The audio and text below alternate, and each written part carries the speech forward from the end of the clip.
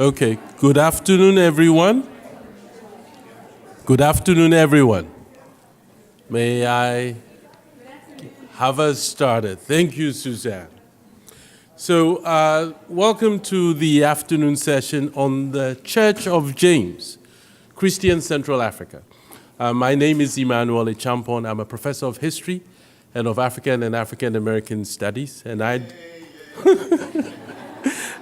direct the Center for African Studies.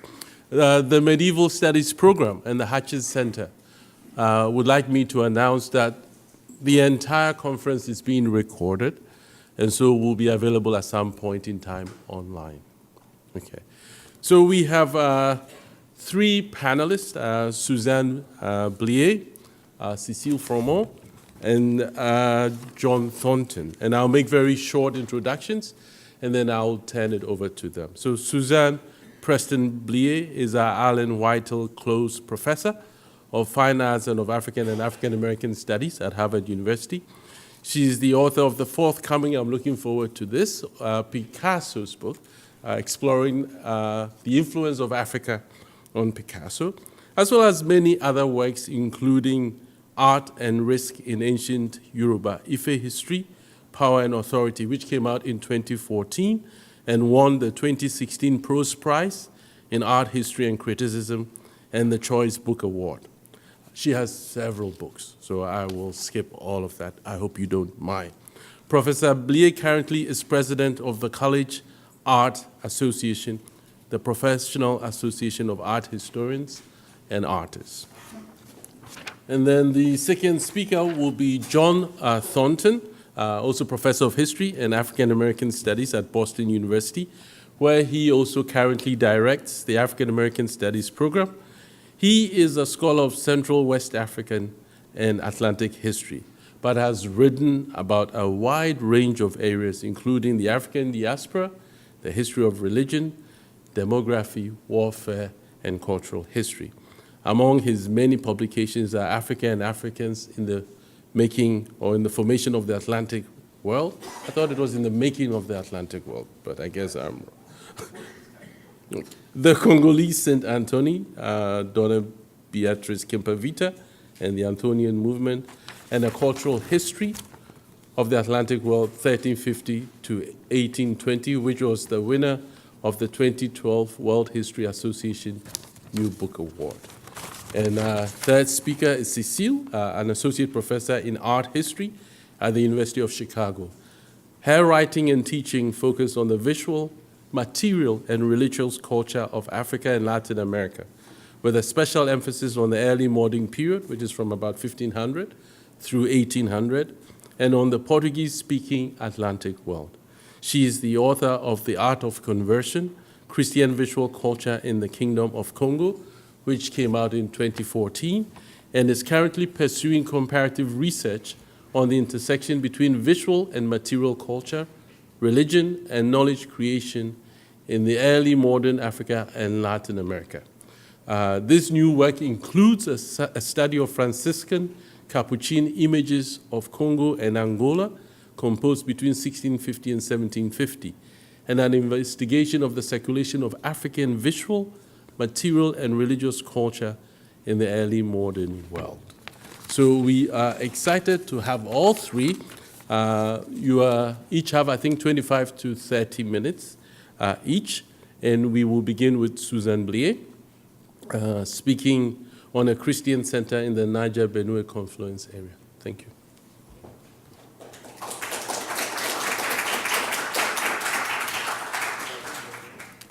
Yeah, that would be great. Thank you. I'm a Christian, right? Yep. Let me begin by saying that this whole symposium is a dream come true for me. It's just wonderful. So thank you, Skip, hugely, and Nick and Sean and Abby. This morning's papers and last night's were simply stunning.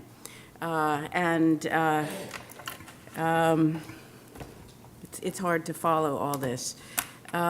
But I'm really delighted to be here, and my paper has as many questions, far more questions than answers, but in many respects, questions are where many things are happening. I'm going to begin my paper with 2 points by way of preface. The first is the 2002 article by Ethiopian scholar Richard Pankhurst, in which he cites a number of contexts in the 15th and 16th century in which the Copts, Nubians, I no longer know what to call everyone, played a critical role in Cairo and came under the concern of the Muslim Sultan, in part because of a drought and the need to get more water into the Nile. And so they were asked to use their special powers by means of revitalizing the Nile.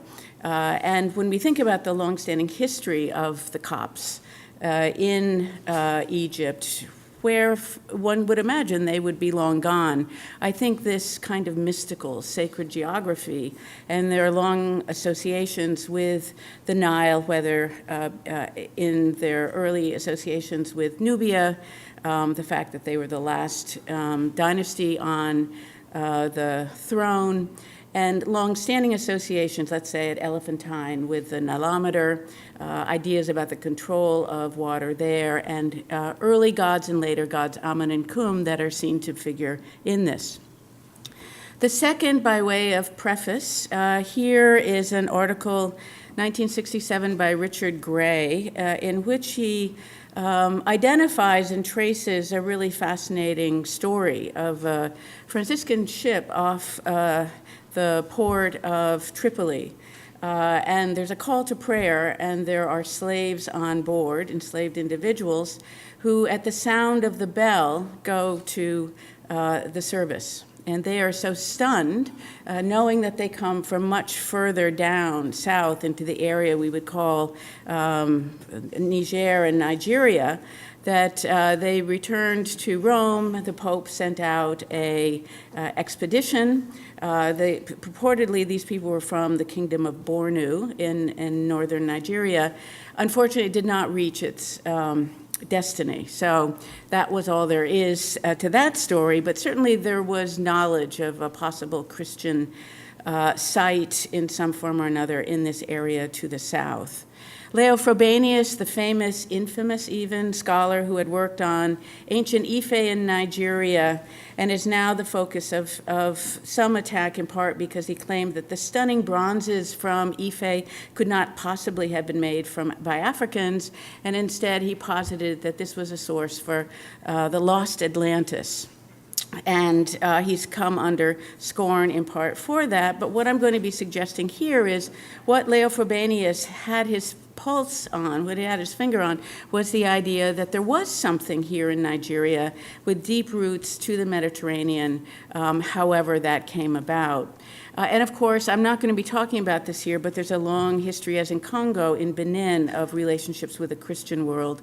Often it's assumed by way of the Portuguese, but even here there are earlier references to some kind of Christian engagement, Maltese crosses of messenger figures coming from the site of Ife. How do we decide what is a Christian site? It's not an easy thing to do, or even if there's Christian influence in many parts of Africa, simply because these materials have not survived. And there are very few things other than crosses that would lead us to understand that. I would suggest, in addition, much like we heard this morning from Nubia, that a lot of what is happening here by way of possible Christian influence has very little to do with this aspect of religion, but rather with a series of other things, sacred geographies, priesthoods, and the like.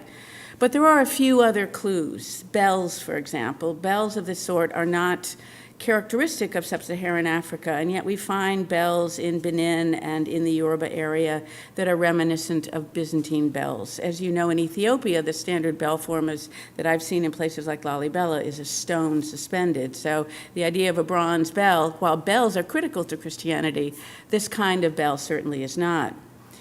Architecture is of little help, but we also know that Coptic churches take multiple forms. They don't need to be large, they don't need to be of stone, they don't need to be of a central plan. There are many different kinds.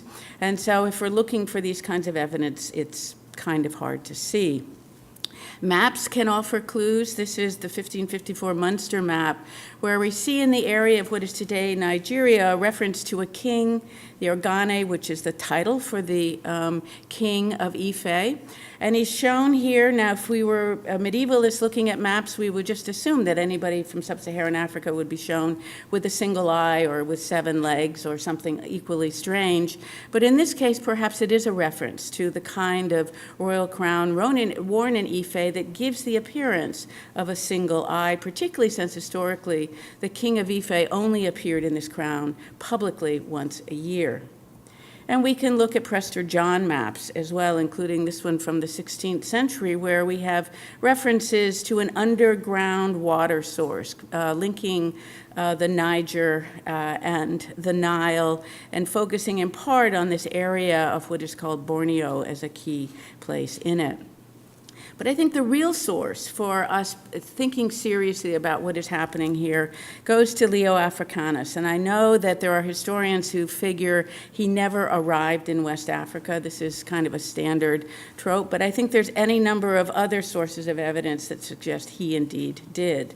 And among the kingdoms he identifies there is the king of Gaoga, who was considered to be an individual of such extraordinary wealth that he was considered to be among the most powerful of these royals that Leo had met in his various journeys.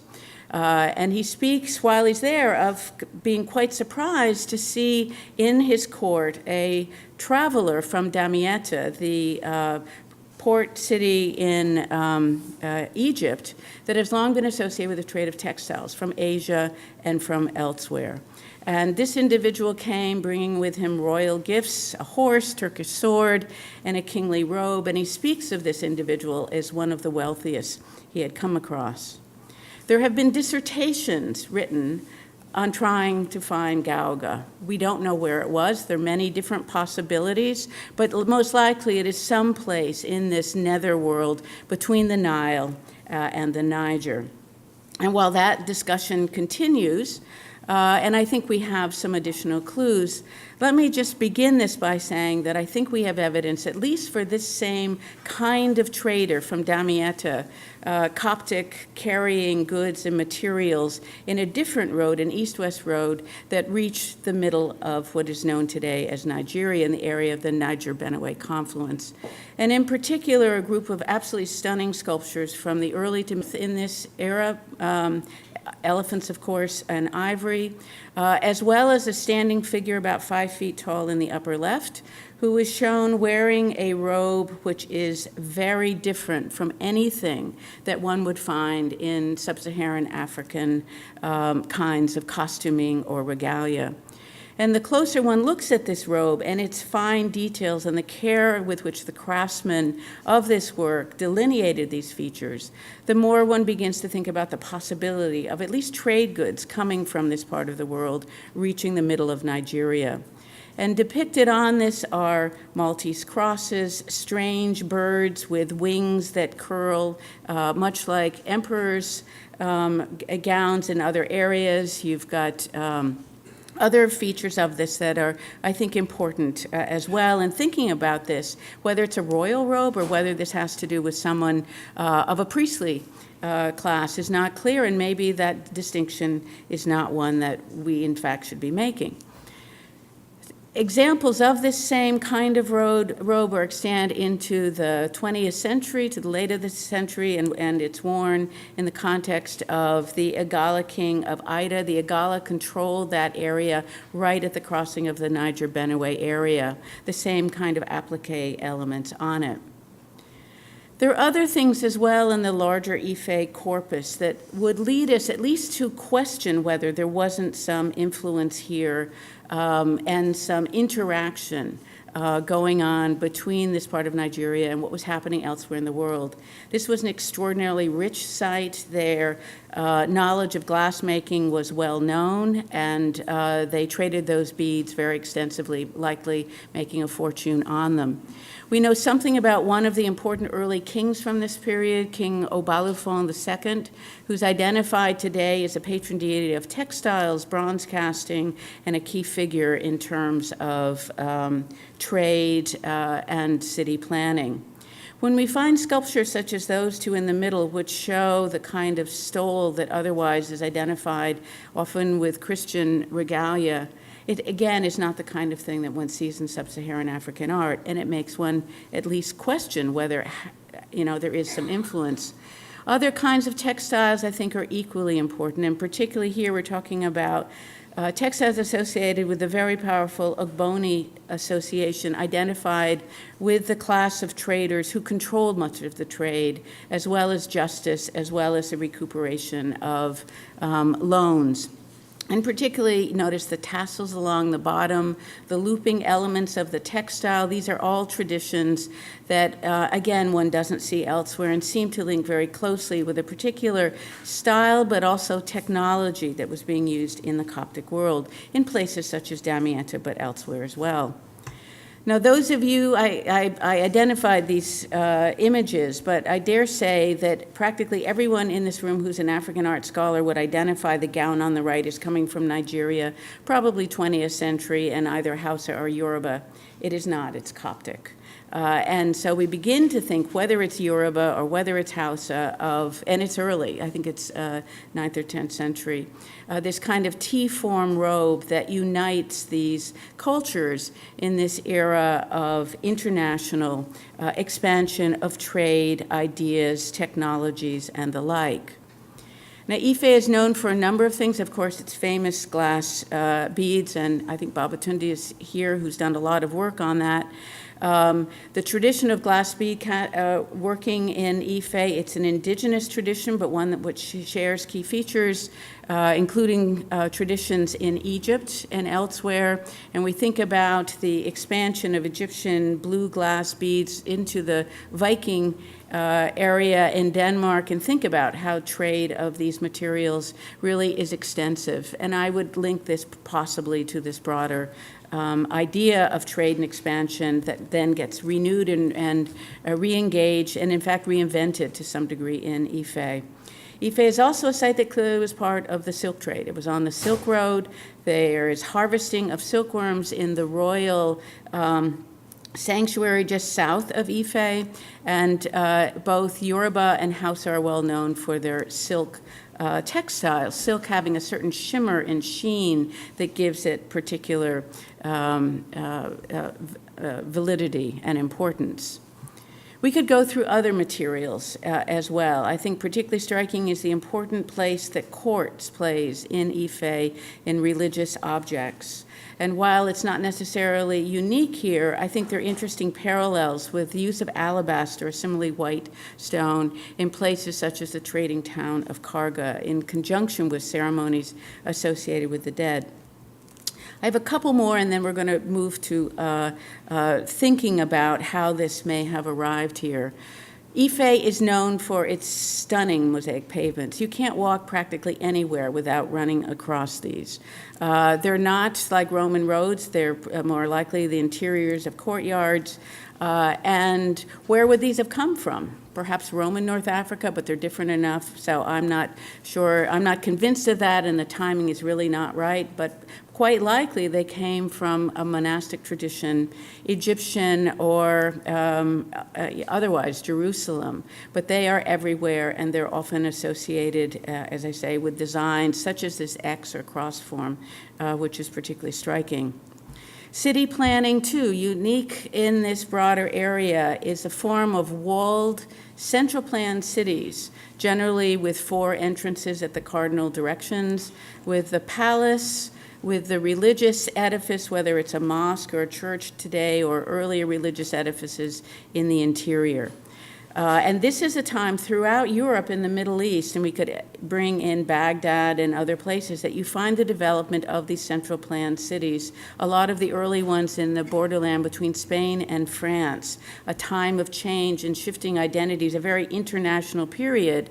And it's been argued for similar central planned cities in parts of Cameroon that, in fact, these are not for fortresses. These are for keeping goods and people on the inside, controlling trade, collecting taxes, and the like. And we have an early example of this in the area of Lake Chad, where, by the way, there are also bricks, and bricks have been said to have been found in Ife also, baked bricks. What is the source of this? We simply do not know. People could have been traveling from Ife and elsewhere. It was a major trade center. People could have been coming into this area, and whether one is talking about Ife or other Yoruba and Hausa centers, many of them carry the same plan. My guess is that they're coming by way of references to city planning in manuscripts and or other related knowledge. And it goes to the degree that in Ife there's also a similar division, a quadripartite division of the city into different dynastic zones, different areas of identity, and the division of the year accordingly, with shrines in these various parts that are visited on this kind of cycle of events. Now, what I want to emphasize here, I don't have the right slide up for it, but whatever is happening in Ife is uniquely Ife. It's uniquely Yoruba. It is a stunning tradition of bronzes, glass-making, textiles, etc., that speak to the ways in which they were as interested in what was happening elsewhere as elsewhere was interested in what was happening there. But I think that it's important to recognize that Africa early on was very international. And while for a long time we've assumed that this internationalization came primarily by way of the Muslim world across the Sahara, I think we have to rethink that. I think we have to look at the close connections, likely connections, between the Coptic world and West Africa. We're finding Mamluk vessels in Ghana, in northern Nigeria. That certainly is part of it. But trading routes are key to this larger context. And we can find in Nigeria examples of armor that could come from many sources in its origins. But if you look at the top of the helmet in the bottom center with that cross-like form, it leaves me to think that perhaps there is more likely a Christian identity than otherwise. And even how this armor is created also finds parallels in one of these great figures from the 14th century that was found at the key crossing point of the Niger River. Whoever controlled two of these crossing points controlled all the trade going east, west, north, and south along the Niger River. It was massive and it was important. And there developed here among the Nupe, who were early competitors with the Yoruba, a system for controlling this trade by way of these figures and others, and a kind of ritual center that was at the main crossing point of Tada, in which we find examples of sculptures that suggest that here too the Ife-related tradition of Ogboni, these priests who were associated with trade and controlling trade, had a role. So let's look back at some maps. And let me just say at the outset that the medievals were great. They did much better map making in many respects than did the later Europeans who arrived on the coast with all kinds of scientific instrumentalization. They actually knew what was happening in the interior, as did Herodotus and the Greeks. And if you look at the early maps, you'll notice that we have a broad river system extending from the Niger over to the Nile. And while those of us who hunt for such things were not able to easily find it, when one uses things such as complex mapping, and I owe Skip an enormous thanks again for helping to support over these years Africa Map and World Map. Here I put up the trade maps. Those dots in yellow simply represent the word wadi that appears in this 2 million site name reference or geographic toponym reference. So you can see that if you had a choice between crossing the Sahara on camel, meeting with the Berbers, getting lost, and the rest of it, that can take 6 months, right? Or traveling on foot up the Benue and across what was once the Yellow Nile, green pasture all along the way, likely controlled by the Copts. You know which one I would take. I think it's a far smarter move, and I think that it was extensively used, even if in the Muslim text it is sometimes viewed as extraordinarily dangerous. In some ways, we can see this happening today. The map on the upper left is trafficking. People are following sacred geographies and geographies that work. So in a certain sense, the past is the present. You can see this also in the layout of states and other places of political, all of these terms are in quotes, states, nations, whatever. We're talking about polities that are identified with particular localities along this trade route. One can see this, I think, in terms of language and in terms of calendars. The Coptic calendar is used among the Hausa. It's a solar calendar, and that suggests something about agriculture, about relationships in terms of certain technologies with agriculture and otherwise. I think you can see it in the links between the Hausa and Nubian languages, or between the broader distribution of the Afro-Asiatic language group, regardless of how one wants to actually identify this. And here's another example, several more, of ultimately requiring us to reconsider what has often been a tabula rasa in the area between the Niger and the Nile. And here I'm stepping on a lot of toes and going into territory I never should have, but I will say I have written to John and to Skip and others to see if they could help me answer the question of why it is striking here is the fact that they really have not found the kinds of things that they were hoping to find in terms of real evidence. But I think that there is evidence both in the lack and in the citing of it itself. So the pink here is the DNA, the white, the red here, that's this particular set of sites. High in the mountain range, incredible views all across this area.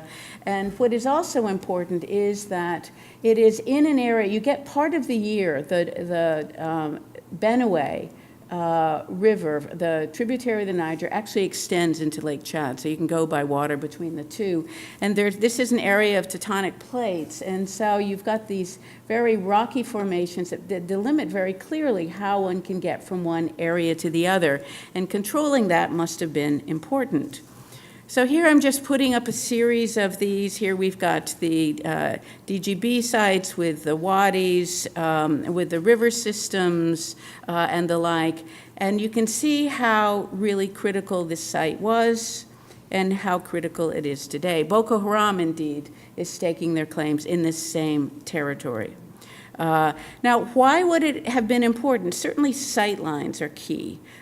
Because you can view who's coming in and out. But it is so high up that my guess it had equal importance in terms of looking at the heavens, in terms of identifying early on the rising points of key constellations, which would help one determine when the rains were likely to come and when one was going to plant. And in this, we can go to the site itself, and what is quite strange there, other than or outside of the veneer architecture, which is these wells that are created, again, of stone, and in the bottom of which they found sand, which was brought up from the rivers, and they found a chalice. Now, if other than bells, if I were to say one thing in West Africa that seems to reference some kind of Christian link, whether it's actual Christianity or at least related rituals, it is most likely to be a chalice.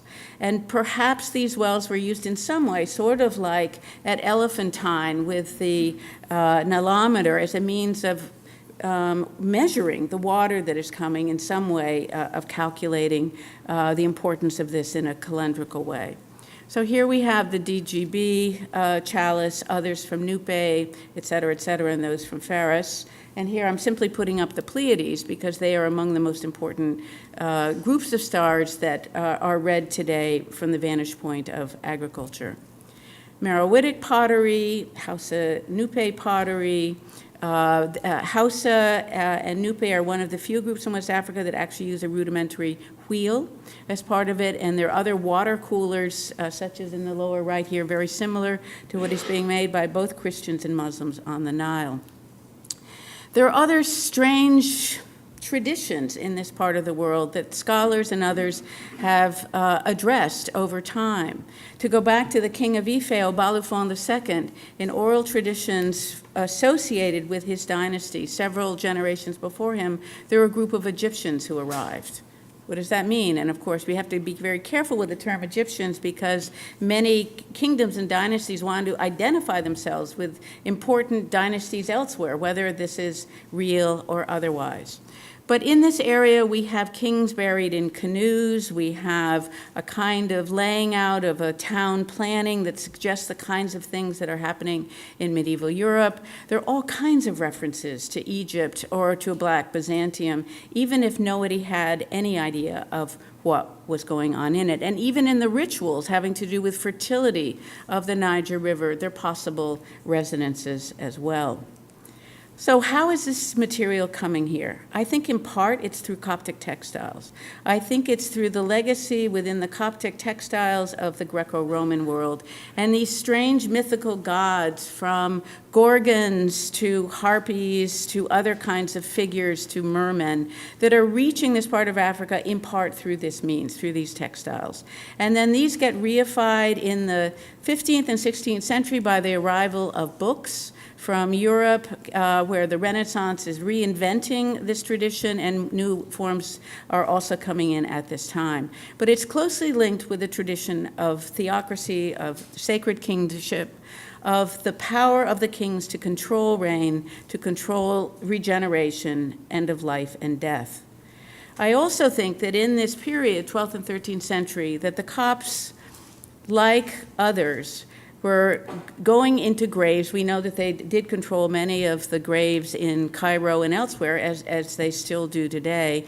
In the same way that there are thousands of pieces of the true cross that make it to Europe in the founding of those medieval churches, I think that there may have been a subculture in the exportation of Nubian gold from some of these tombs that reach Africa and then are included in it. So we have, this is from Ife, the ram's head with on the aegis form, and then crodals. Crodals are not sub-Saharan Africa. They could be Christian or Muslim, but you see them here, and you see the kind of shield ring and the wearing of a ram reference. This, of course, from a Nubian ruler. But why would the Tata ruler also have a ram's head, if not for some kind of similar, perhaps, or some kind of engagement with this idea of divine rule and control of rain and water?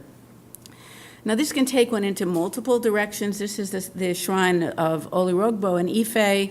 There are traditions in Ife, oral traditions now pretty much dismissed, but talking about the arrival of a people of the book or books and the burying or the destruction of these books. Books can mean anything. It could be a Koran, could be the Bible. If it's the Bible, it could be New Testament, Old Testament. But then when I was last at this temple, the priest described it as kind of a hieroglyphics. Now, people read these days, so who knows where this kind of thing is coming from. But I do think it's worth our taking a look at it and thinking forward about what are some of these larger ideas. In truth, I don't know if this was really a site of Christian religion. I do think it was a site where a lot of traditions that we can quite affirmatively link to the Coptic world were taking place. Whether we're talking about bells or mail or robes or gorgons or harpies or mermaids or mosaic pavements, capes, cloth, chalices, crodals, tassels, silk, fashion courts, central planned walled cities, trade routes, DNA, language, agriculture, and knowledge, I think there is something happening here. And if there's something that this part of Africa can speak about from the vantage point of what's happening along the Nile at this time, and this is really late, we're talking most likely 11th, 12th, 13th century, it is that the Copts were closely associated with the reinvention, with the promotion of the wealth and power, and one could say even magic of what dynastic Egypt may once have offered and seemed to have continued to offer for those who were trading in this kind of ritual practice. And so as we think about Prester John and we think about Christian Africa at various times and places, I think it's important for us to also think about the likelihood in the very heart of Africa, in a center associated with extraordinary wealth, creativity, technological expertise, and interest in trade, that this area also had important connections with this world. And finally, does this allow us to rethink the medieval world more generally from the vantage point of the center of Africa, and even rethink what some of the hints are in terms of a lost Atlantis and the ways in which that particular myth speaks to the ways in which the Greco-Roman world was reinvented and brought into play in many later centuries and got recycled through textiles and other forms into many different parts of Africa. Thank you.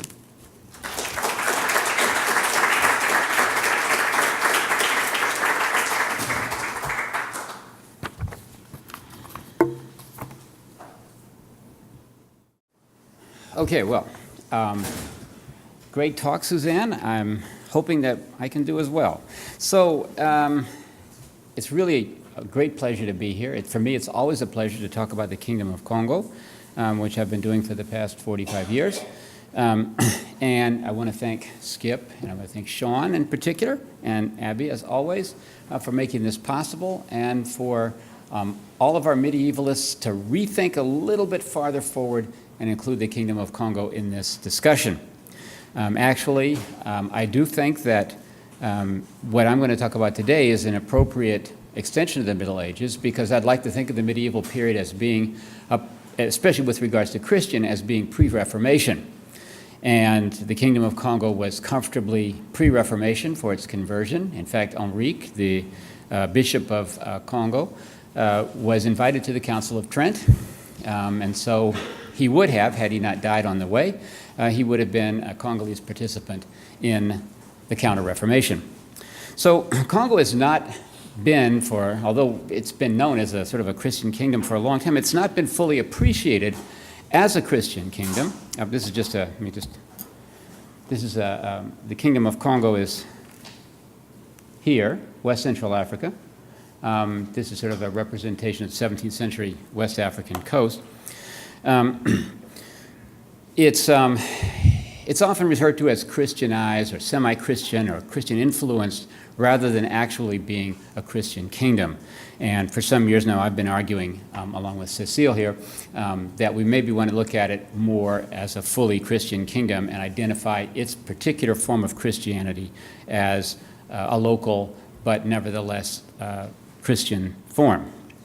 So some things to start right away. The first of these is I want to make it clear that Christianity became well established in the Kingdom of Congo very early after its conversion. It wasn't something that took long years to happen.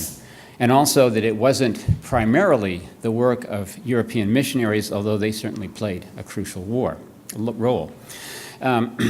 It's also significant that we keep in mind that although the Kingdom of Congo became a Christian country at the dawn of the period of European expansion, the Kingdom of Congo was not a colony of Portugal. It would not be a part of Portuguese Angola until 1914. It was always an independent country throughout this period of time. I say this because very often when I go to Mbanza Congo in Angola, people there will sort of dismiss this earlier period as being colonial because their experience of Christianity in their contemporary period has been as a colonial religion. It was, I think, capable of becoming the kind of Christian community that it was, primarily because, first of all, of course, as I said before, it was independent, and secondly, because it was a fairly highly concentrated kingdom, a centralized kingdom. This map represents my reconstruction of the way in which the Kingdom of Congo came together beginning in the 13th century, the late 13th century. The origin point, you might say, of the Kingdom of Congo is where this entity here, the seven kingdoms of Congo Dinlaza and Vungu and Mpemba, where they join right here, is the nucleus of where the Kingdom of Congo actually originated. And from there, an alliance with the seven kingdoms, and then a conquest of Mpemba pursued from that, and eventually lead us to this situation, which is a unified general purpose money. These are Zimbu shells. We have records or documents from the Kingdom of Congo showing people getting paid salaries, paying taxes, and so on in these shells. And in fact, one of our earliest witnesses talks about receiving shells from the King of Congo in order to buy supplies when the first missionary convoy went to the Kingdom of Congo to baptize the king in 1491. So the centralization was important. It put a lot of power in the hands of the king. And that by itself wasn't enough, had it not been for that king being Afonso I Bembanzinga, who was committed from the very beginning to making his country a Christian country. He got 33 years of reign to do that. And by the time he was done, he had created the institutional network that made the survival of that first Christian community possible right through to the 20th century. We might say that when the Portuguese reoccupied the Kingdom of Congo, or occupied the Kingdom of Congo at the end of the 19th century, when they started that process, they met a flourishing existing Christian church, which they chose to reform, I guess we might call it. So, Alfonso, I think, plays the crucial role in developing this tradition.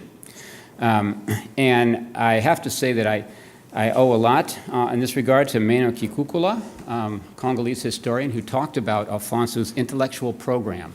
And I like that idea because I think this is really what he had in mind.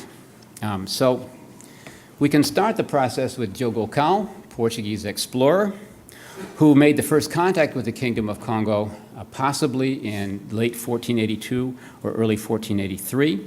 His first contact was just to sort of snatch people off the coast, take them somewhere where he could have somebody who could teach them how to speak the language enough to be able to communicate with the people there. This is a standard practice that Portuguese used all along their expansion on the Atlantic coast.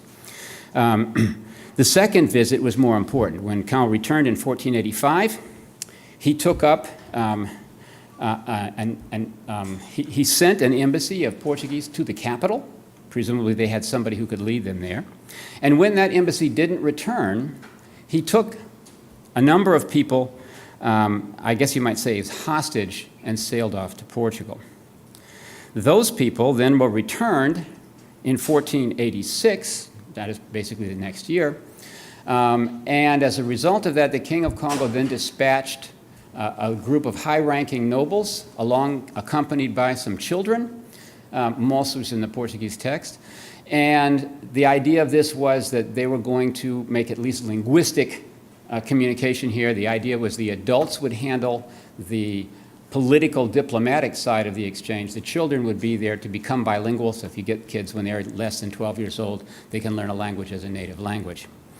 And it was this group, I think, that really started the process off.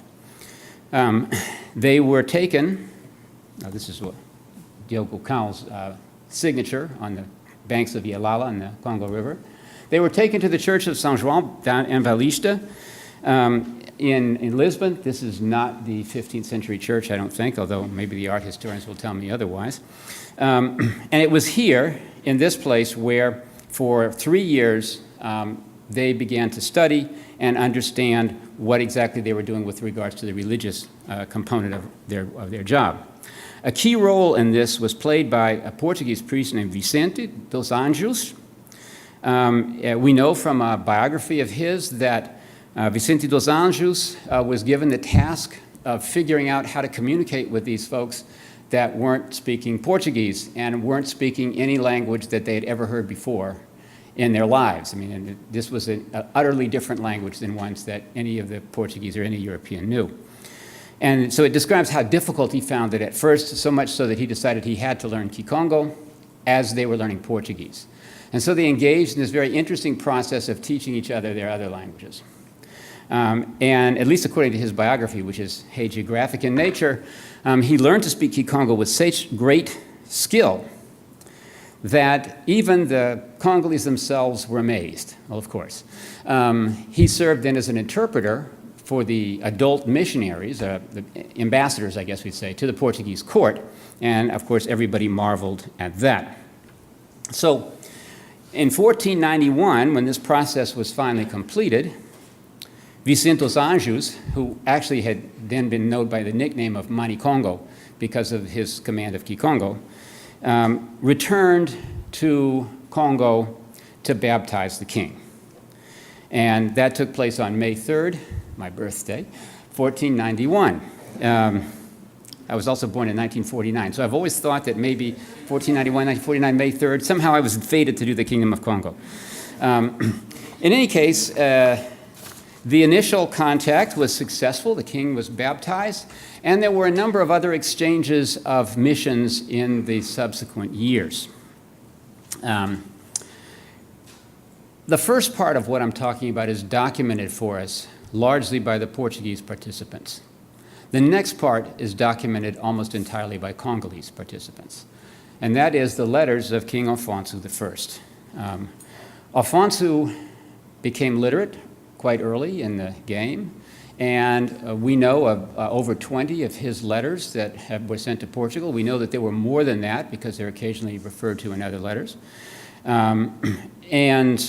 Some of these letters, when printed, run 20 pages long. So he was a very long-winded, I guess you might say, ruler, and we have very few contravailing Portuguese documentation. So one of the interesting things about the Kingdom of Congo is that for the period between about 1490 and 1550, most of our testimony about the kingdom, its organization, its history, its politics are written by Congolese authors. It's interesting. It's not the Europeans that are telling the story. And that, on the one hand, that's very refreshing for those of us that are accustomed to hearing about Africa through the eyes of Europeans, but it's also frustrating because we know that these letters are not necessarily simply reports on what's going on. They have definite diplomatic and potentials behind them. In any case, Alfonso tells us that his father, João, who was Zinganku, the first king to be baptized, that his father had cooled in the faith, and that Alfonso had found himself isolated at court, attacked by his enemies. Nevertheless, he prevailed. His father had sent him off in exile to the province of Nsundi, and when his father died, Alfonso tells us, he was warned by his mother that his brother, a pagan, in Alfonso's words, was going to take over the throne. And so Alfonso rapidly rushed to the capital, raised a very small army. His sources say 36 people. And they faced down this large army of his opponents. And the key moment in this battle was the heavenly appearance of St. James the Greater. And St. James, accompanied by the heavenly horsemen, routed the forces of his enemy, his half-brother Ponsova, Sima, and won the day for the Congo. Afonso was so impressed with this. Here's one of his letters, and you can see his signature down here at the bottom, Don Alfonso, A with an L above it, and a Christian cross for us here. That Afonso incorporated the events into the coat of arms of the Kingdom of Congo, a slide which I fortunately forgot to include in my presentation. Oh boy.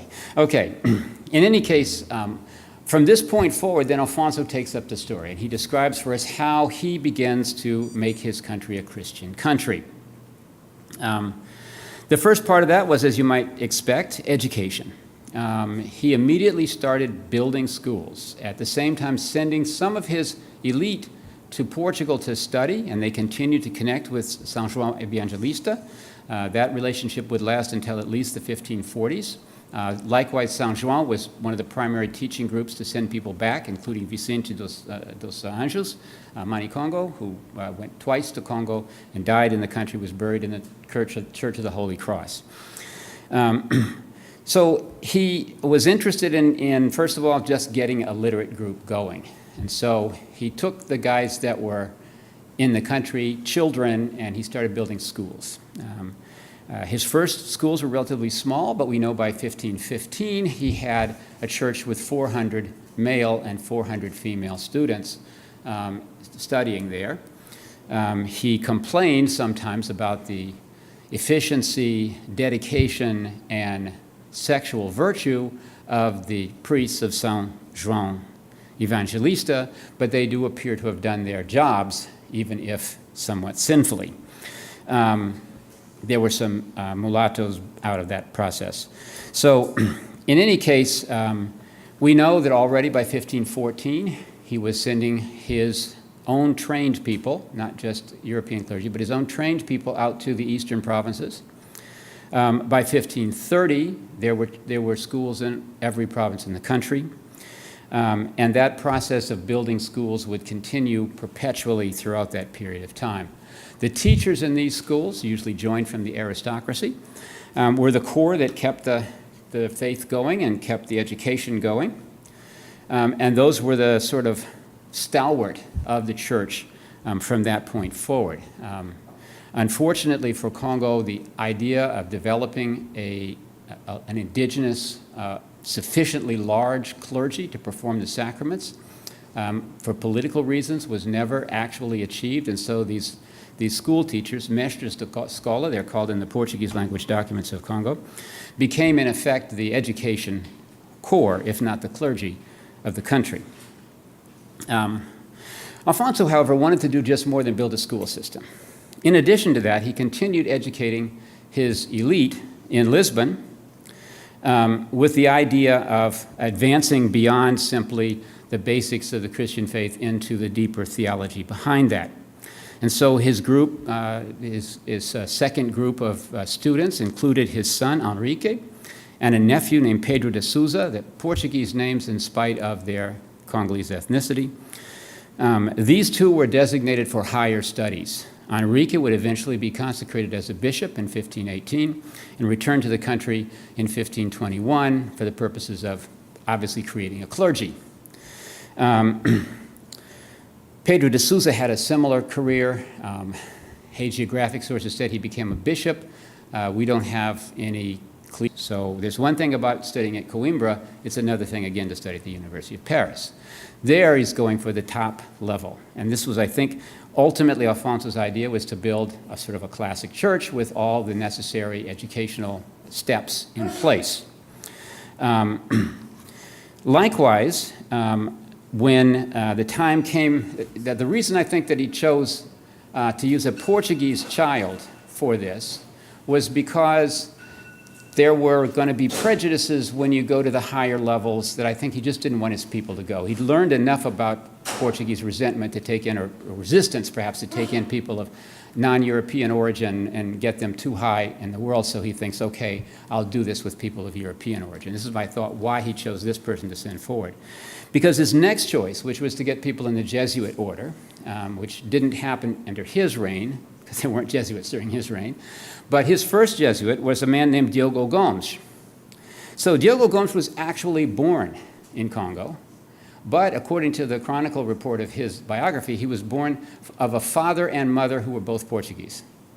So I was actually talking with Cecile about this yesterday. There was actually a group of Portuguese that included women that came to Congo in 1491. And we thought, well, maybe if two of those people had a child at that point, Diogo Gomes could have been the right age. So it's possible that that's the way he came to be Portuguese of mother and father. It could also be that Baltasar Teles, who tells us this story, didn't want to admit that he was actually a mestizo. So I don't care when we hear either one. He's good both ways. Anyway, he's significant to us primarily because as a bilingual person, a person who eventually became a Jesuit, he also was the author of the first Kikongo Portuguese catechism.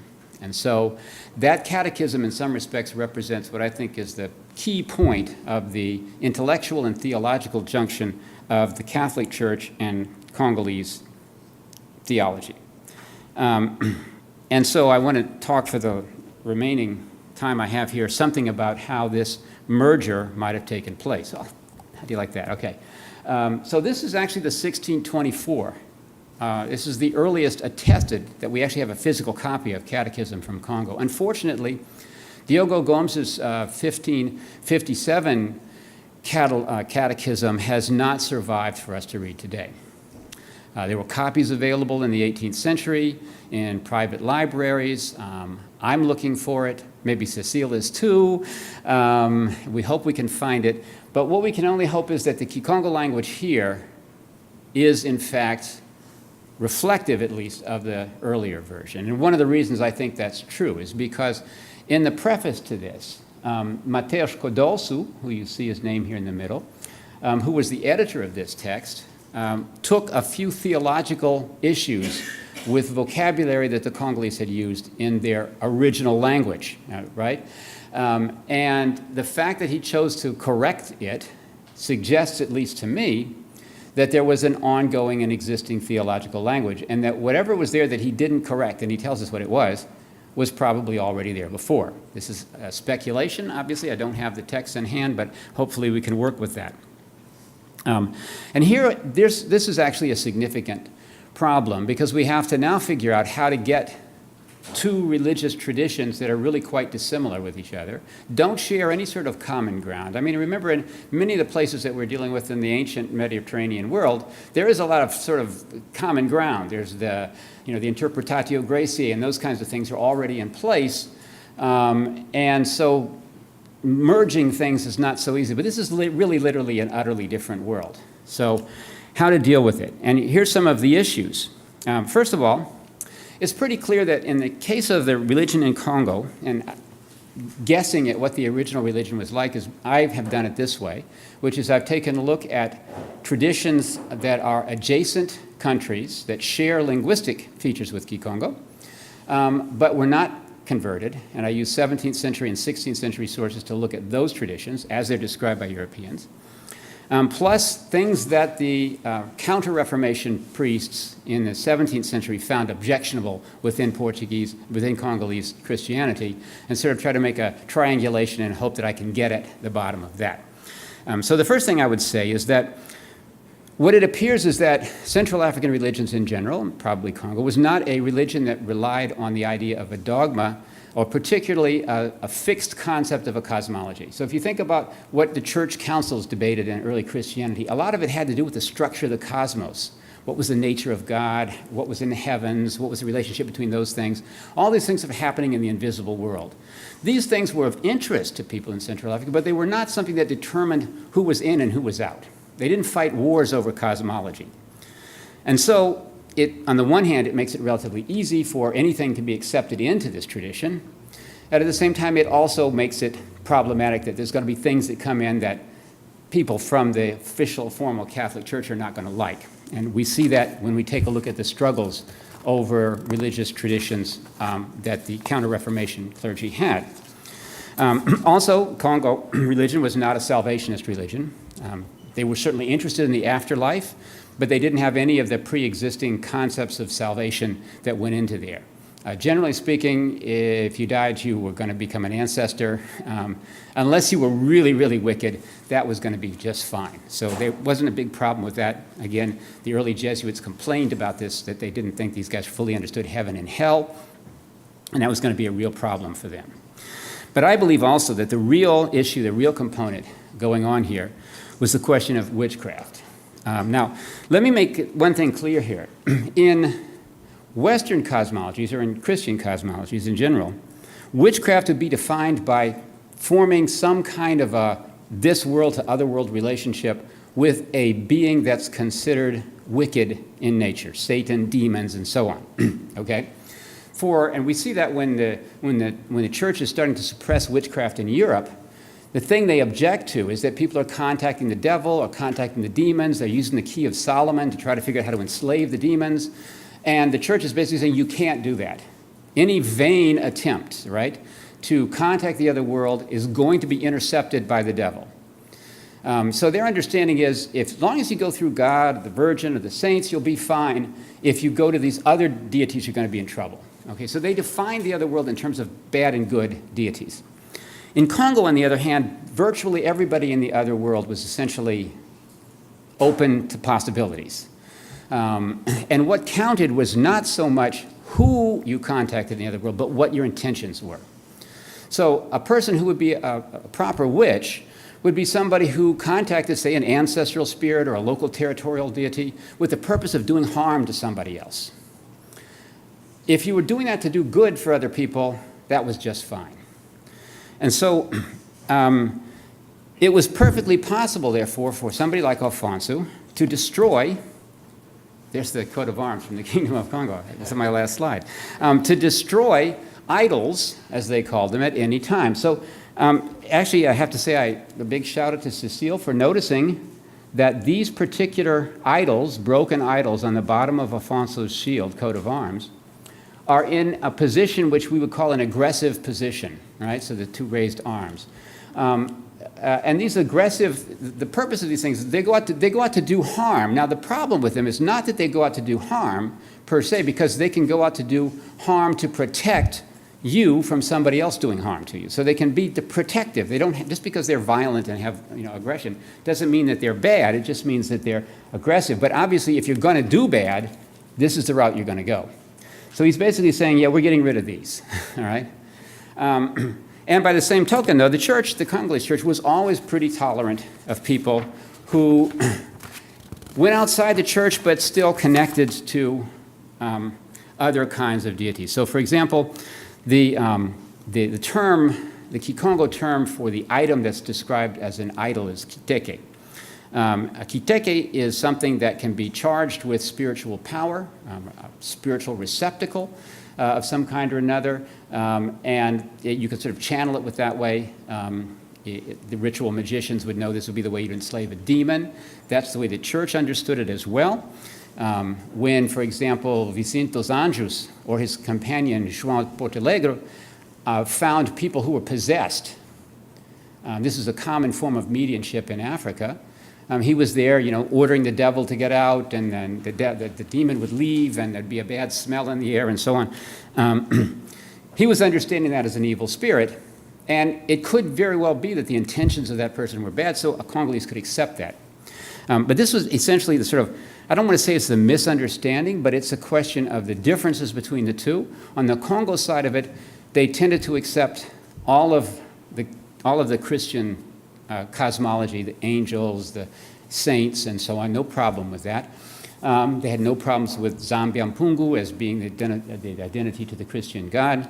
Where they had the dispute was over the question of the intention or the use of idols and superstitions. It wasn't difficult for Congolese to understand idolatry and superstition as essentially being the process of evil intentions as manifested in witchcraft.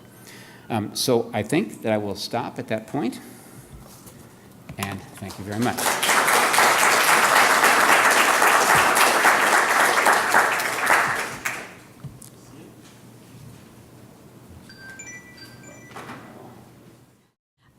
And maybe I'll lower this a little bit so you can maybe see a little bit of me. Thank you very much for including me in this great conversation, and I'm very excited and a little intimidated, right, to come at the end of this great day.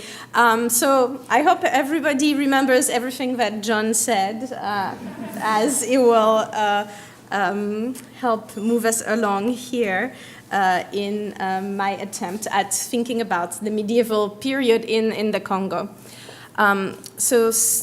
Studies of the Christian Congo, including my own, have often focused on the 17th and the 18th century.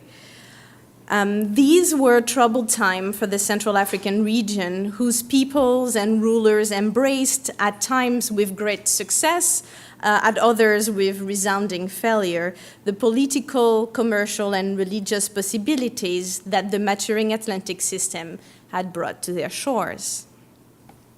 The Kingdom of Congo and neighboring polities played an active part in this early modern world, sinking international alliances, maneuvering imperial clashes, and both profiting and suffering from the Atlantic slave trade.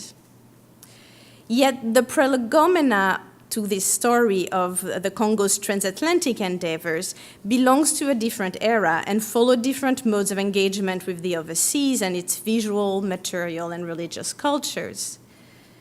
The story of the Congo as an actor on the Atlantic world scene, as well as the story of Congo Christianity itself, begins, as you've heard, in the late 15th century in a two-sided, intense encounter with a single European interlocutor, that was Portugal.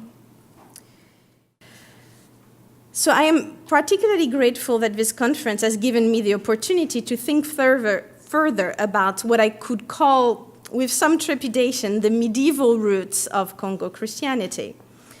Looking back at the archive documenting the period that is roughly comprised in the formative year of Afonso, the first of Congo, whom you heard about, around, let's say 1490s to the end of his reign in the early 1540s, I will first attempt to sketch the nature and form of the visual encounters through which Congo discovered Christian visual cultures in that particular medieval context. And then I will try to share some reflections on what I would like to argue was the profound and lasting impact of this early period on the Central African Church over the centuries.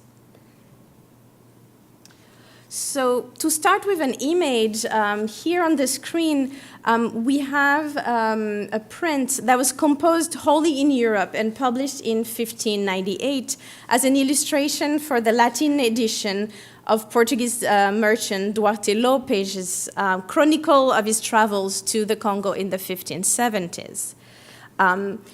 We usually look at this image as a fanciful European view that is created decades after the period of early encounter that is trying to depict. It's supposed to be, I think, the 1490s there. And so with the benefit of hindsight, the image synthesizing in one frame events, objects, and interactions that had become, by the end of the reign of Afonso, by the mid-16th century, emblematic of the story of the Congo's conversion as formulated by Central Africans and as retold by Europeans such as Lopes.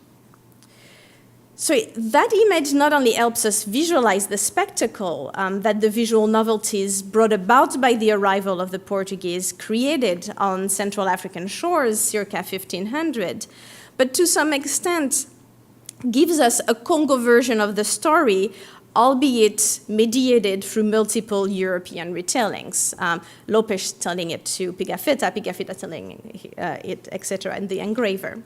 But there is a Congo story in that image. So what we see are large ships, shiny metal shields, helmets, and weapons that offered, the image tells us, a myriad new sights.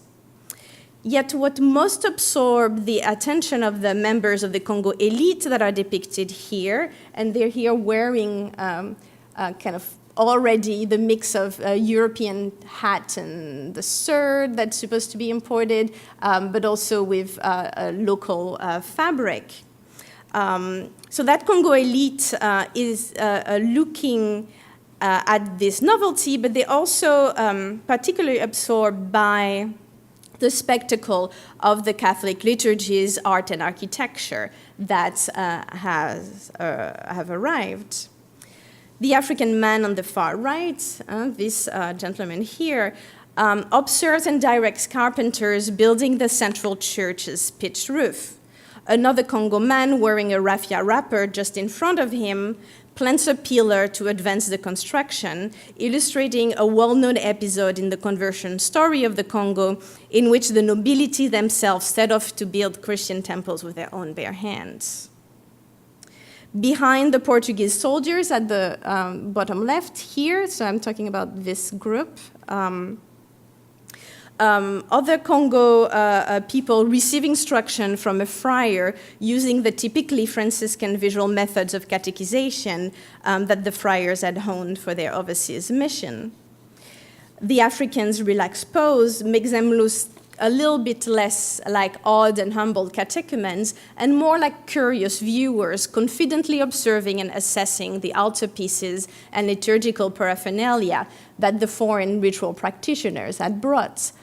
So here you have the priest in front of a three-parted triptych altarpiece, right? And there is another one there. It is well known that goods of luxurious material and spectacular workmanship traveled with Iberian explorers and missionaries as gifts from their kings, gifts that were aimed at dazzling newly encountered people and at demonstrating the power and munificence of European rulers. In 1561, for instance, in a striking example, Portuguese Jesuits brought to the southern African kingdom of Monomotapa, in today's Mozambique more or less, an Echeomo feather painting, almost certainly made in Mexico. And as an illustration, I'm bringing you two 16th century Mexican feather paintings. We haven't found the Mozambique feather painting quite yet, maybe one day. Cost was always a concern in these expeditions, but so was the need to demonstrate one's ruler's might by showcasing through luxury goods and profuse generosity access to and excess of exquisite goods. The visual and the material, kings and clerics alike understood, were key to cross-cultural dialogue. So the textiles and paintings paraded by religious and lay envoys of the early Portuguese trips to the Congo accordingly included high-quality pieces. In fact, liturgical and lay textiles and painted altarpieces featured prominently in the goods imported to the Congo from Portugal in the late 15th and early 16th century.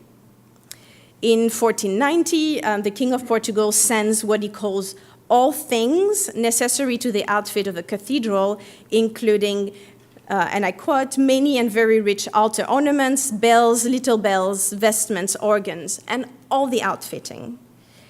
In 1508, the then new King of Portugal, Manuel, sends yet more artisans and ornaments for church building. Another document from 1512 lists the items Manuel ordered for yet another shipment to the Congo. It included, and I quote the document, many church ornaments and vestments like chalice, crosses, cruets, thuribles of white and gilded silver, brass, and copper, painted altarpieces and bells, and in addition, stoneworkers and woodworkers to make churches, and some palaces for the King of Congo in the manner of the ones here, and other artisans of diverse arts, all of which I ordered to be embarked in 5 ships. It's Manuel speaking, so 5 ships of artworks.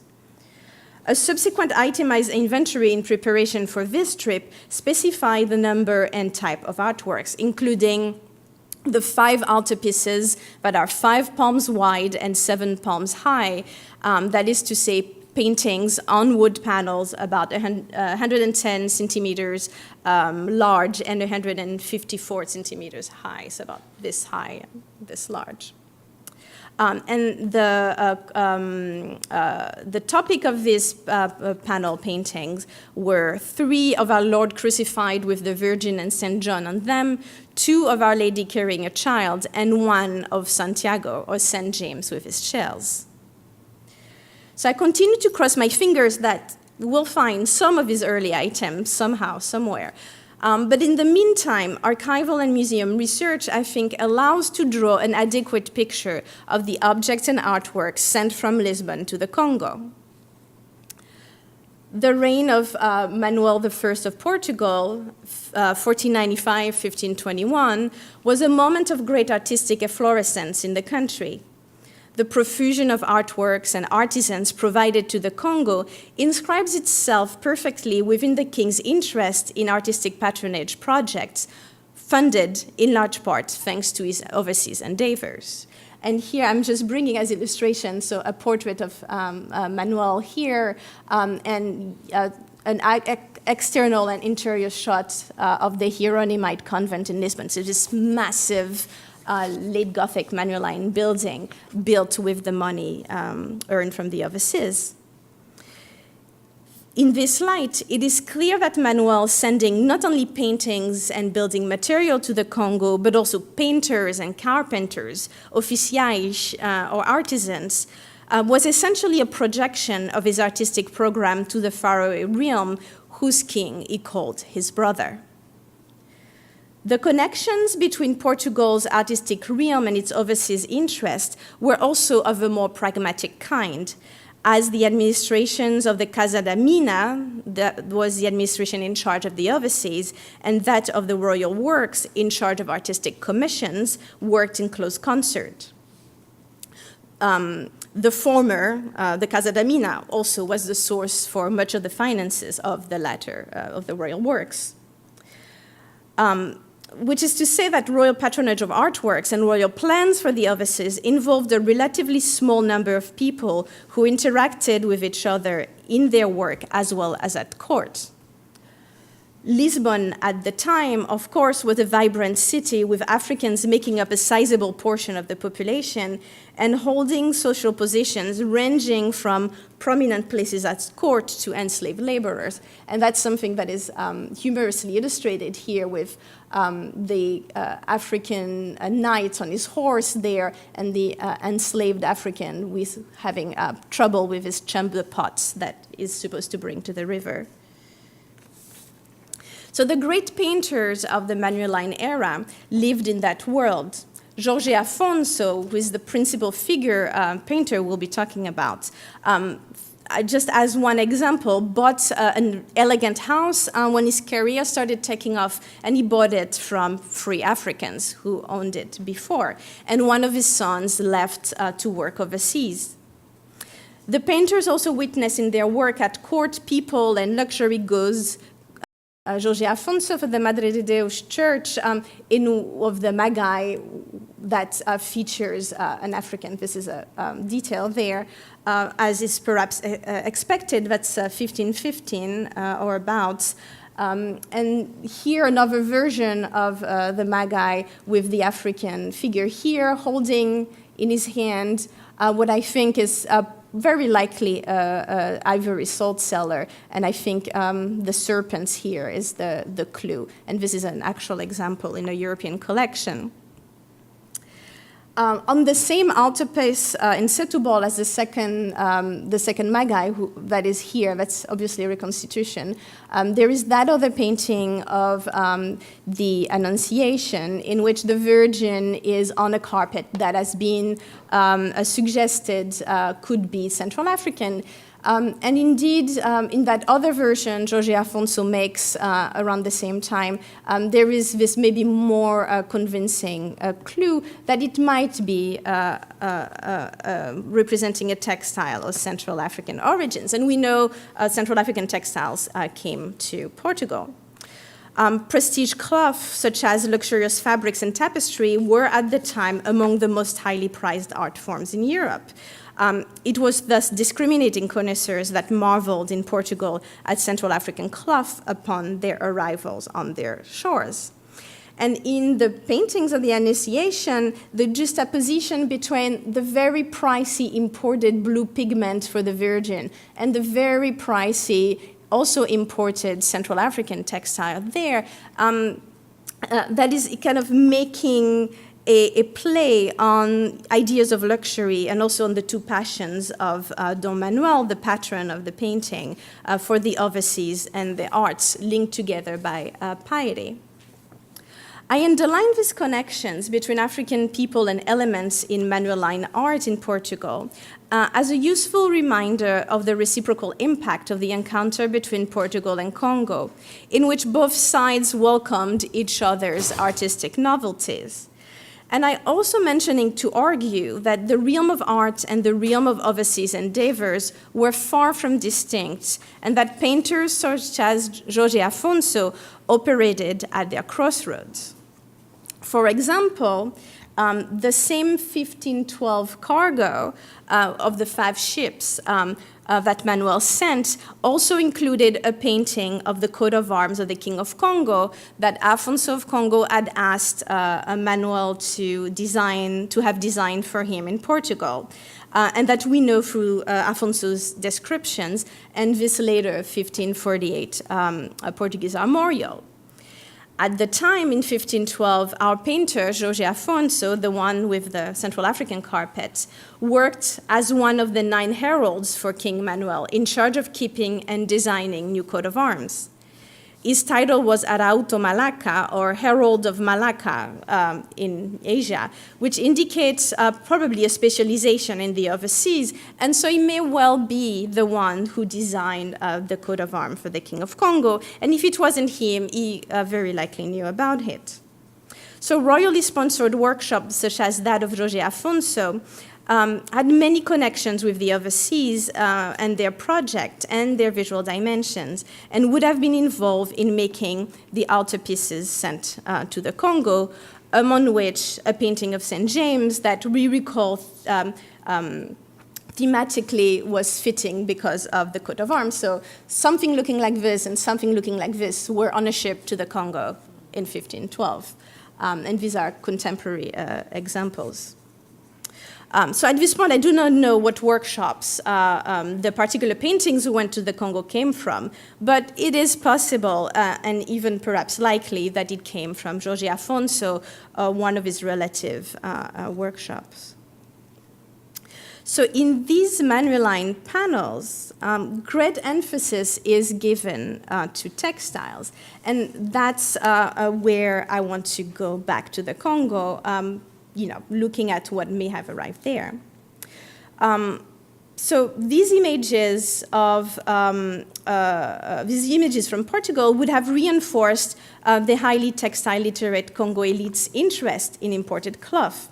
I've discussed at length elsewhere the political dimension of Congo use of imported textiles as emblems, as means to affirm and herald a new form of legitimate power in the kingdom's Christian era that was inaugurated by Alfonso. But the selective and creative appropriation of imported textiles also operated in the religious realm in the use of luminous white cloth as emblems of the function of mestres, or masters of the church, that John mentioned. And these are these guys here around the altar, and they're pictured here in the mid-18th century. Quickly, mestres were members of the elites learned in Catholic doctrine, European languages, and alphabetic literacy, who formed the backbone of church establishment in the Congo Kingdom. They exercised most of their office independently from the often totally absent and always scarcely available ordained clergy, and in turn were essential linguistic but also cultural intermediaries between priests and local populations. As many of the institutions and symbolism of the Central African Church, the position of mestre emerged during the reign of Afonso, that is to say in the first half of the 16th century. And you can follow the evolution of the function in the documentary record. They're first mentioned in the early decades of the 16th century as school teachers, but by the middle of the century, they are already functioning in the way that we will see them later on. And the way we know that is that we know they're serving in this way in confession, in which the person confesses to the mestres and not to the priest, who simply overhears the conversation. So it was a very idiosyncratic Congo mode of doing that sacraments.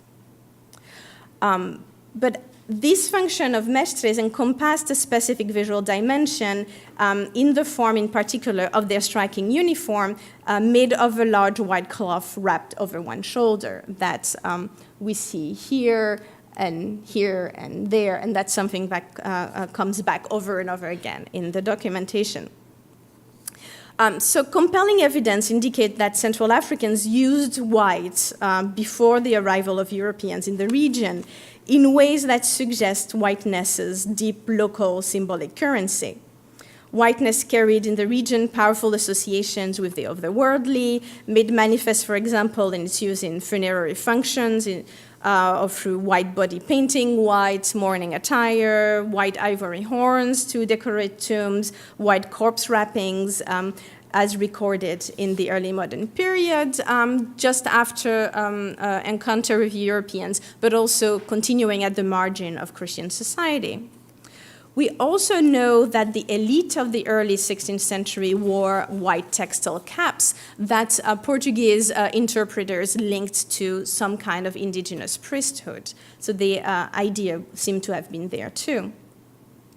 Whiteness also appears at key junctures of the stories of the arrival of Christianity in the region, as recorded contemporaneously. by Europeans from Congo accounts. So, for example, after the baptism of the first king of Congo in 1491, a white woman clothed in white, presumably the Virgin, appears. At the moment when Afonso defeats his enemy, a white cross, the white cross of Constantine, appears again. And so whiteness marked crucial moments in the conversion of the kingdom. And the link between supernatural intervention and whiteness is made there again.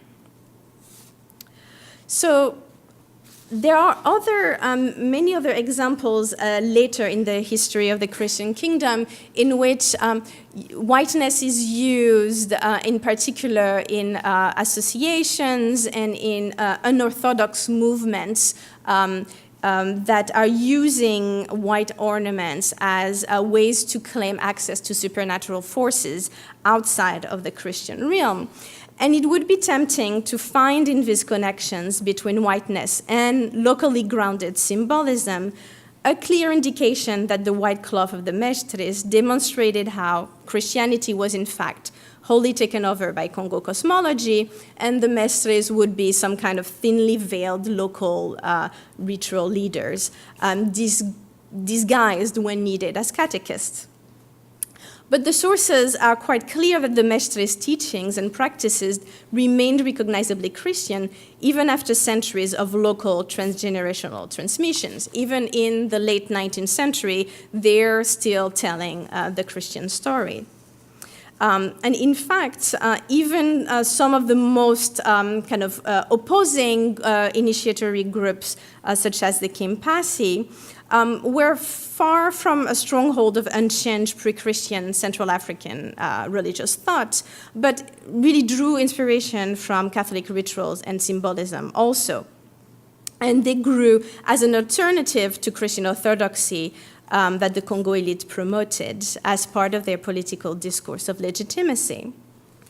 So the analysis of the white mestres uniform demands a multi-layered consideration of the nature of the Central Africans' complex cross-cultural reckonings, considering whiteness's rich array of local reference in tandem with the imported novelties that contributed to the formulation of their outfits.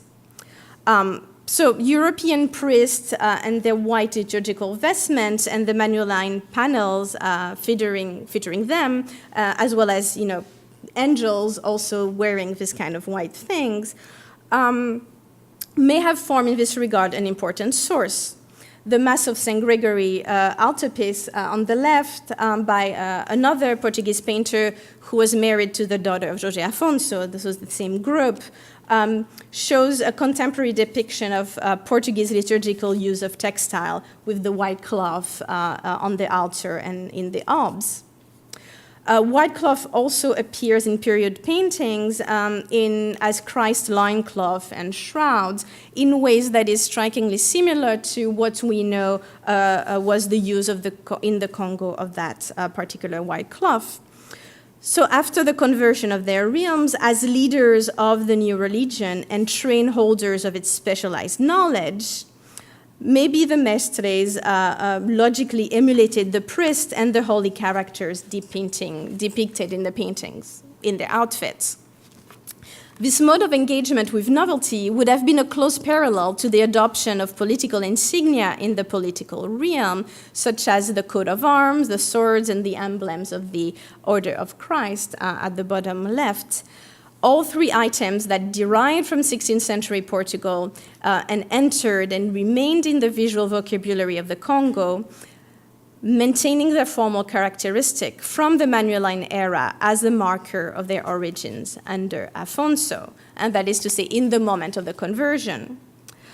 So in particular, these manual-line swords have been used by the region, at least from the moment of conversion and all the way to basically today, where keeping their same shape of early 16th century operandi of Congo Christian visual culture.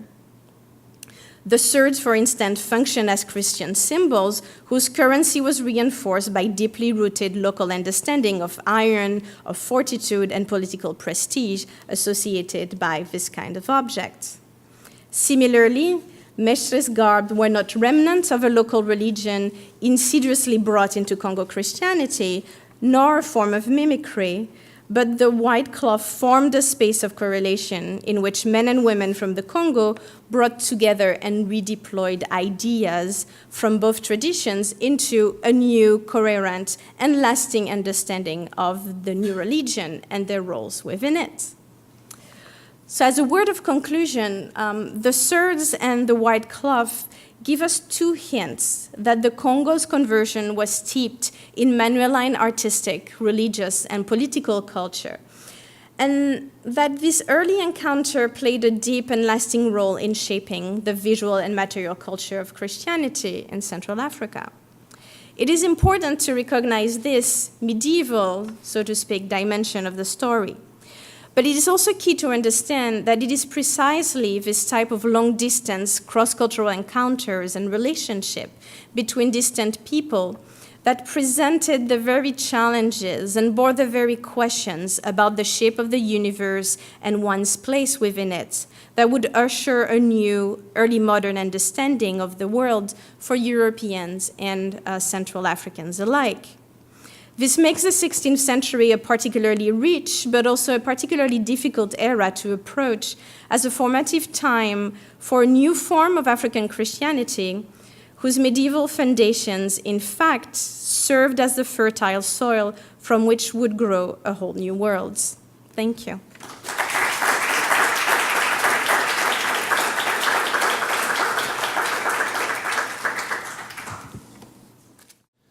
So, questions, and you have to have the mic. I have a question. You have a question? Why am I not surprised? Okay. Suzanne, I didn't understand, I must have misunderstood you. For one of your slides, you were talking about the transcontinental trade, and you logically said, why cross the desert if you could cross from west to east? But then you said, if I understood you correctly, that the trade route was controlled by the Copts, which I must have misunderstood that, right?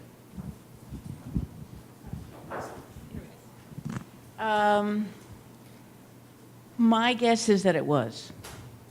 I have no evidence whatsoever, except to say that we don't hear about that route in any of the Arabic sources. And when they speak about that kind of east-west route, it's all about its danger, about not following it. And my guess is there was a very different economic system in place between the Arab traders and many of whom were Berber, and the Coptics, insofar as Christians could take interest and Muslims could not. And so my guess is that, and there are similar systems within the Yoruba textile trade practice that is, you can see links between the Yoruba and places further east with the building of community groups of women who are investing money to purchase textiles and then paying with interest. So I don't know that, but in terms of whether that east-west route is in fact controlled by the Copts, but my guess is that that happened. In the early 14th century, 1326, when Mansa Musa is going on the Hajj in Cairo, the richest people in Cairo are Copts. Where do they get their money from other than under the bed, right? My guess is that they, like the earlier Byzantines, still controlled a massive trading network and were incredibly smart and gifted and well-connected in this. So that's where I would look for the evidence of it. But I have no real sources. John, could you weigh in on that? Could I weigh in on that? Yeah. Fascinating thesis. Well, first of all, I will say that if you look at Arabic descriptions of the Sudan, of Bilad al-Sudan, the western half is very, very well described. You get lots and lots of fine-grained detail. The eastern half, hardly at all. So from Bornu east, the external sources that are written in Arabic really don't talk very much about that region, which makes it really difficult to understand what's going on there. But I will say something interesting to me is that in Bornu, in the 13th century, there was some sort of sacred object called the mune, which was supposed to control something important, and Diba Dibaleni actually cut this thing open, and this, whatever it was in it, rushed out, and then the kingdom fell apart. Well, writing sometime later, that object was actually identified as the Ark of the Covenant. And I always thought that it's possible that this story of the Ark of the Covenant and Queen of Sheba and so on actually originates in Nubia, because we hear that in the 13th century, I'm sorry, the 12th century already, that there's the Ark of the Covenant is up there somewhere, and that it sort of passes over to Ethiopia during the Zagwe period. And so I'm thinking, well, maybe it also went that direction. So this is just a speculation on my part. I mean, basically, we're all dealing with no sources, which makes it really fun because you can say whatever you want to and nobody can ever prove you wrong.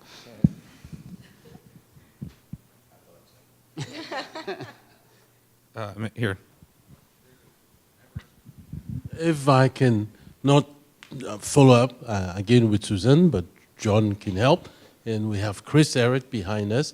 I've been thinking about this movement of material objects, bells, things, and I liked your argument that it's textiles, and textiles maybe from the Coptic region, bring in these images. I was thinking initially of manuscripts or documents, but I like the idea of textiles even more. And then I'm looking at the Hausa, who are surrounded by Niger-Congo speaking people, but who themselves speak an Afro-Asiatic language. And I'm wondering about mobility in terms of material objects, in terms of language, and in terms of people, and how we kind of make sense of what we are seeing in this area. So if you could speak a little bit more to this sort of different kinds of mobility, and perhaps Chris could also weigh in from a linguistic perspective. Thank you, Emmanuel. Let me introduce here somebody who I was introduced to at a recent conference on the Black Death at William and Mary, a young French Beninois scholar named Capochichi, who is fabulous and works on Nubia and Hausa. And so I think that there is some interest in this. And let me begin there actually with the post-history of 1348-49, where we know that some 50%, 40%, 60% of the population of North Africa, the Nile Valley, and Europe died, the Black Death. And there's been interesting work on how that manifested itself. And it followed, massive rains, but the assumption is that the large means of the transition of this came through insects, particularly in textiles. Textiles are a great means of transporting not only wealth and goods, but disease. And, the humidity and everything else. So these were highly valued textiles of various sorts. And so everything changes in 1348-49. I mean, soon after, a century after that, we have the Portuguese coming around. We've got the development of the slave trade. Europe takes 2 centuries, really, to re-emerge, and Africa didn't have that chance. But I do think that the textiles are key, absolutely key. They're lightweight. I mean, if you could pick a product to enhance the value to trade, textiles would be right up there. And there is some cultural and linguistic evidence tracing this tradition all the way to Indonesia. The system of interest, it goes from Indonesia, the next we find it in the Niger-Benue area, Igbo, Yoruba, goes to Ghana, and then to Jamaica. The same kind of word system. Clifford Geertz speaks about it. We really shouldn't be surprised. This is a great international period, probably even one of the most important in history. And Africa was at the very center of it. And I think the textiles, it's great as metaphor, but I also think it's really important as a means, not just for clothing, but for the transfer of ideas and economic systems and the like. Speaking of textiles, I had a question for Cecile. I find it interesting that Europeans describe throughout the beginning of the 16th century and the later 16th century a constantly changing taste for textiles when they're traveling along the Atlantic coast and trying to trade into into African societies. When you're talking about this kind of interest in the Congolese interest in Portuguese textiles and the Portuguese interest in Congolese weaving, do you see this idea of sort of fashion changing in both places or only in one place? Or do you think that liturgical vestments kind of put a lock on change in fashion because they are liturgical? I just wondered if you had any comments on that role of fashion and change in that trade. Yes, thank you. I would say probably you're correct in that there are some forms of textile that are more fixed, them on both ends, that it would remain roughly similar in Europe and would remain desirable in the Congo because of that also. There is lots of change in fashion in terms of hats and shoes, and over the years you can trace that to some extent. But over the period, I think there is some stability in terms of the type of textile that are highly prized because of their materials, so the silks, for example, or the things of very fine workmanship. One thing that is really typical of the Congo is that they're not interested in general as much in tailored pieces as they are by long, loose drapes.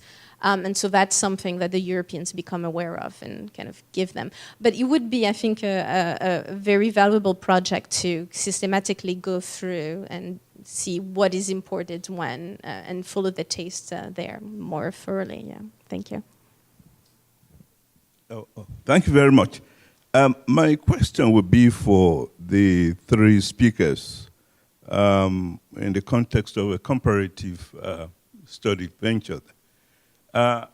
When we look at the culture of Benin and Warri Kingdom today, and the Congo that you have just described, it seems to us that the impact of the Portuguese culture and religion is perhaps more visible in the West African section, particularly Benin and Warri, than maybe Congo today. The chiefly dresses, the chiefs in the Delta region will dress like a priest. The ritual of the investiture of the king of Warri is almost a reenactment of this relationship with Portugal. Until recently, the king will have to take a honorific title. Atuache, they sing Alfonso IV. And then, of course, they have this crown, which is almost a replica of a Portuguese crown. Then you have all these tones of thousands of chiefs in Benin and Warri almost wearing white robes. I'm not sure this is the case today in the Congo area. And yet, at the beginning, the Portuguese had a more significant impact on Congo culture, of course, based on what we have heard from you. So what do you think is going on here now? And is my thesis or assumption correct? Thank you. I'll let the others give their answers. The way I would think about it is if we were to think of the true heirs of the Kingdom of Congo, I would be looking at Afro-Brazilian cultures rather than the current inhabitant of that region for geopolitical reasons and what happened over the course of history. And there, I would say that the connection is very much alive. So that's a circumvallated answer. So. Jay, that's a really great question. And it's one I hadn't thought about before, but you made me think about it in a new light. And let me answer it in a kind of art historical way, which is to say, if you look at Dahomey, now Benin, and the kingdom there, and the king's wearing of basically, and along the coast, including Congo and Warri, which is in southeastern Nigeria, there's a ready adoption of European crown imagery. And in fact, we know that French cities like La Rochelle were making a fortune sending headgear and the like. It doesn't happen in Ife and Benin. And my guess is that Ife and Benin are of such historic primacy, whether or not there's a Nubian Christian context or whatever, that somehow Europe never trumped the regalia in terms of the hierarchy. Just think about the importance of the Ife beaded crown that gets then distributed to the other official centers that are linked through Odudua. So so for me, kind of looking at the historical piece of it, I think we have to parse out these earlier legacies of basically royal primacy and how that is implicated in headgear. I think the only other thing I would say about Benin is that if you look at, and I hesitate to say this because we've got one of the great Benin scholars right here, but as I'm reading the big Benin tomes and thinking about the Portuguese influence on the Christian material, it's a kind of wacky Christianity that's being promoted. I mean, there's an awful lot of unusual things with roosters and getting up in the morning and all kinds of things that we don't necessarily associate with kind of a standard Christianity, as if there's that kind of subset of ideas that are even emerging within Christian culture as it's being reinterpreted there. Or even promoted. Who knows what was happening in the, post-Templar Portuguese reinvention of the kind of Christian elements. Done. Okay, so first of all, with regards to Wari, of course, Wari was converted to Christianity in 1580 when Domingos and company went to Portugal. So a lot of that regalia came out of that experience. And we don't know very much about it because they fell under the Diocese of São Tomé and they didn't get that many literate people coming and writing about it. So we're sort of in the dark about the sort of Middle Ages between the 16th century and the 19th century. But I think that's probably where we're going to find a lot of the Portuguese influence in Wari. With regards to Congo, and also taking up something that Cecile said, it's interesting that when Congo began to pass into Portuguese domination in 1885 when King Pedro V signed a vassalage agreement, Antonio Barroso, Portuguese missionary, came to Congo and more or less declared that the old religion was too full of superstition and heresy to be accepted anymore, and they began subsequently re-Catholicizing the Kingdom of Congo. As a result, most of that stuff that we had out of this long period of Christianity really got sort of swept away. And it did so simply by the sort of action of reforming the church. It wasn't sort of breaking some old religion. It was just saying, no, you're not doing this right, and we're the colonial masters now, so you're going to do it our way.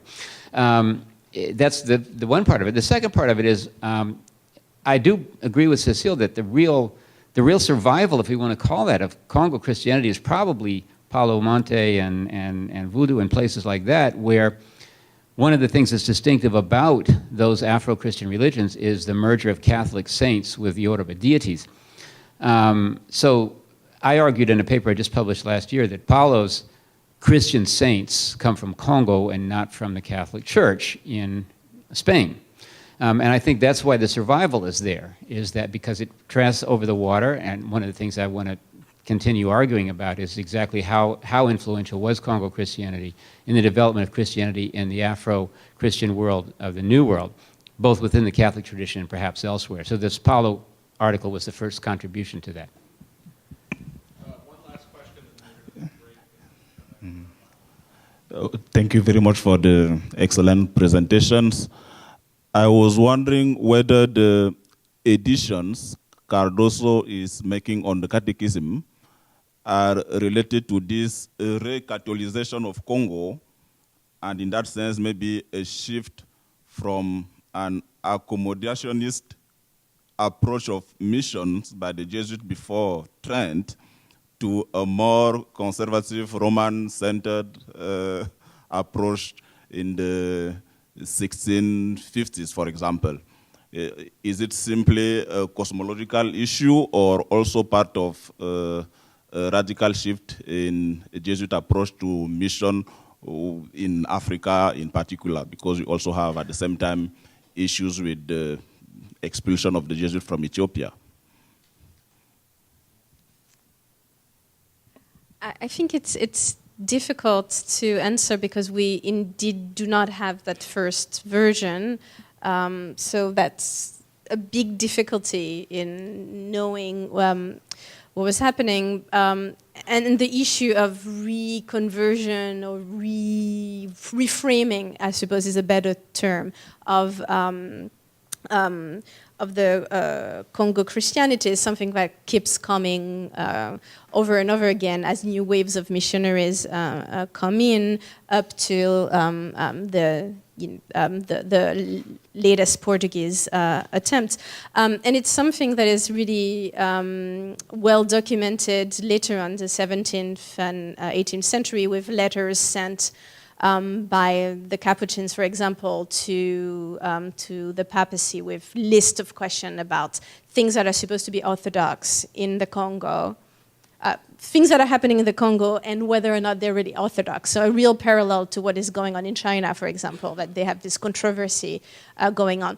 But in this case, it's an excellent question to know: is this already happening between the 15th and between the 1500 and the 1600? And Cardoso would be a way to get to it, except I don't think we can.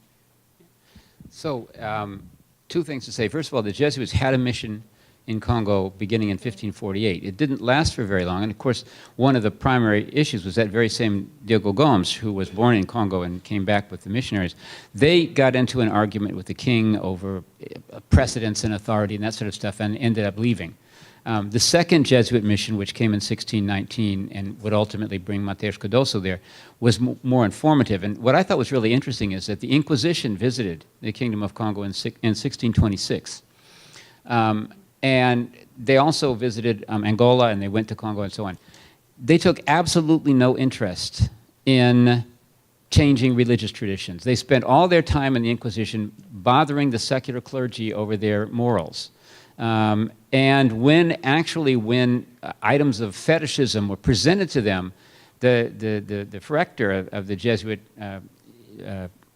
guys in San Salvador said, "We're not interested in this.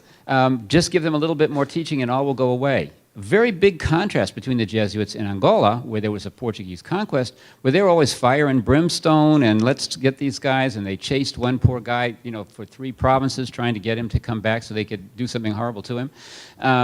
It was just very interesting. I mean, I have to say that I think the Jesuits took a much greater interest in elite education in the Kingdom of Congo, where they built a college in 1624, and that was their role there. They weren't out there trying to stamp out peasants' superstition, which is really what they said. The Capuchins were the guys that brought the Counter-Reformation to Congo, and they did with a vengeance. They went after the Congo synthesis, if you will, and in the same way that they did against the folk religions in Europe. I mean, we always have to remember that struggle was going on both sides of the ocean here. And there's where we get the lists of things you can't do, and they were totally unsuccessful in doing this. There weren't enough of them. They didn't have any political support. But nevertheless, they wrote a lot about it. It's one of the reasons that Congo Christianity is often defined so much as heterodox or incomplete or something like that. When the Catholic Encyclopedia wrote the article on Congo in 1911, that's the way they described it, really relying on that literature. And I mean, recognizably, my contention is that deciding whether the Congos were real Christians or not is a sectarian issue rather than a scientific issue. I mean, I think from a scientific point of view, they identified as Christians. They were very clear about that. They certainly had a recognizably Christian component in their religious worship. Forever talking about this or not, I do remember, I hate to tell a little anecdote here, but one time I had students write a paper on whether the Kingdom of Congo was Christian or not. And one of the students, who was an ex-Catholic, now evangelical, wrote that they were not Christian because they were Catholic.